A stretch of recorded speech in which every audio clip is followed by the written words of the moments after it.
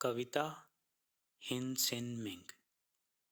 उच्चारक सैंगसेन। लगभग 1500 साल पहले जब दक्षिण भारत से बोधिधर्मन को भेजा गया कि वो तथागत गौतम बुद्ध की शिक्षाएं चाइना में जाकर लोगों को दे सकें, तो उन्होंने वहाँ केवल 4 शिष्य बनाए और उनमें से एक शिष्य जिनको उन्होंने अपनी गद्दी दी, उनका नाम था हुइके। हुइके ने आगे शिष्य बनाया सैंगसेन। उन सैंगसेन की बातें जो उन्होंने पूरे जीवन में कहीं, उनमें से कुछ बातों को जोड़कर इस कविता को तैयार किया गया है। और अगर आप देखें तो ये कविता बुद्ध की शिक्षाओं पर ही आधारित है, बिना किसी मिलावट के। वो मिलावट जो बाकी जगह पर हो गई, जैसे तिब्बत में हो गई, तंत्र के साथ मिलावट हो गई, इन सब चीज़ों के कारण। लेकिन जो सैंगसेन बोल रहे हैं वो बिल्कुल वैसे के वैसे है जैसे भारत से चाइना में गया था।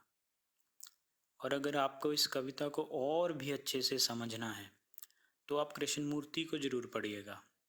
अगर आपने उनको पढ़ा है तो इस कविता को आप उतनी ही गहराई से पढ़ पाएंगे जितनी गहराई से बोला जा रहा है, वरना तो सिर्फ शब्द हैं। इसको सिर्फ तब सुनिए जब आप बिल्कुल खाली हों, यानी कोई काम नहीं, कोई जिम्मेदारी नहीं, कोई विचार नहीं, कहीं जाना नहीं। भले ही आपको इस पे 10 दिन लग जाएं या 10 साल। ये उपनिषद के महावाक्यों की तरह है। अगर आपने एक महावाक्य को भी जिंदगी में उतार लिया तो आपको और उपनिषद पढ़ने की ज़रूरत नहीं है। वैसे ही ये महावाक्य हैं, इसलिए जितना इसमें जल्दी करोगे उतना कम समझ पाओगे। मैं कोशिश करूँगा कि आपको अच्छे से अच्छा, जितना मैं कर सकता हूँ, इनका मतलब समझाऊँ। तो शुरू करते हैं पहली पंक्ति से। महान रास्ता उनके लिए मुश्किल नहीं है जिनके कोई चुनाव नहीं है। जब मन में कोई पसंद और नापसंद नहीं होती तो चित्त साफ और बेपर्दा हो जाता है। महान रास्ता, किस रास्ते की बात हो रही है? रास्ता सत्य तक पहुंचने का। ये रास्ता वैसा नहीं है कि हाँ कोई रास्ता बना हुआ है कहीं, या फिर इस रास्ते से पहले कोई पहुंचा था, हम भी उस रास्ते से पहुंच जाएंगे, जो वो कर रहा है हम वो करके पहुंच जाएंगे।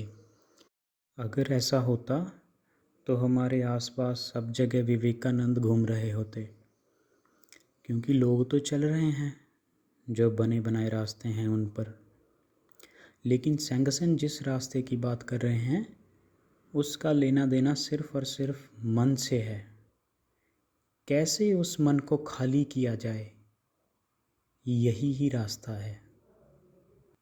और अपने आप में ये कोई रास्ता है ही नहीं, क्योंकि सिर्फ चीज़ों को समझना है, देखना है। महान रास्ता उनके लिए मुश्किल नहीं है जिनके कोई चुनाव नहीं है। अब देखिए, जिस आदमी के जितने चुनाव होते हैं वो उतना ही उलझा हुआ होगा। चुनाव मतलब क्या?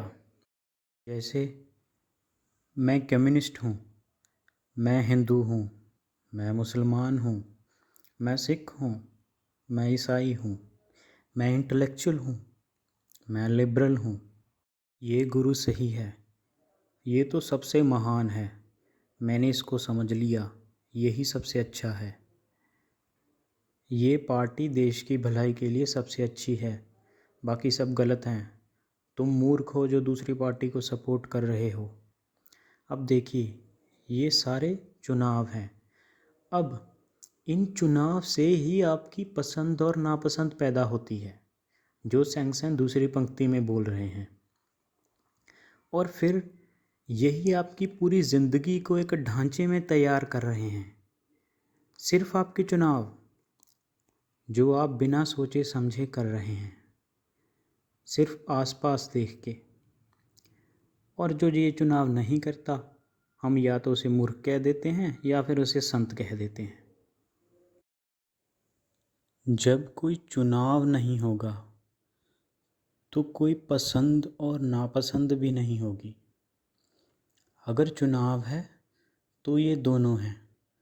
अगर ये दोनों हैं तो मन में द्वंद्व रहेगा ही रहेगा, और अगर द्वंद्व है तो मन कभी खाली हो ही नहीं सकता। सेंगसन कहते हैं कि चुनाव मत करो, चुनाव मन के तल पर। अब रहने के लिए घर तो जैसे चाहिए ही, लेकिन मुझे उस जैसा घर बनाना है। ये चुनाव है। आपको लगता होगा कि हाँ, मेरे लिए वास्तविकता है, हकीकत है घर। लेकिन अगर आप सेंगसेन की तरफ से देखें तो ये सिर्फ आपका एक विचार है जिसके पीछे आप भाग रहे हैं। एक विचार पूर्ण हुआ तो दूसरा आ जाएगा, क्योंकि हमारे चुनाव हैं और उन चुनावों से पसंद और नापसंद पैदा होती रहेगी। और जब तक ये रहेगा तब तक मन में द्वंद्व और उलझन रहेगी। मन कभी खाली होगा ही नहीं। और जब तक खालीपन नहीं है तब तक मन आभास मात्र भी नहीं कर सकता कि सत्य है क्या। सत्य का अवतरण तो बहुत दूर की बात। तो सेंगसेन कहते हैं कि अगर चुनाव नहीं होगा तो कोई पसंद और नापसंद नहीं होगी। तो चित्त साफ और बेपर्दा हो जाता है। इन दोनों पंक्तियों पर आप विचार करिएगा, और दूसरी वीडियो में मैं आगे की पंक्तियाँ समझाने का प्रयत्न करूँगा।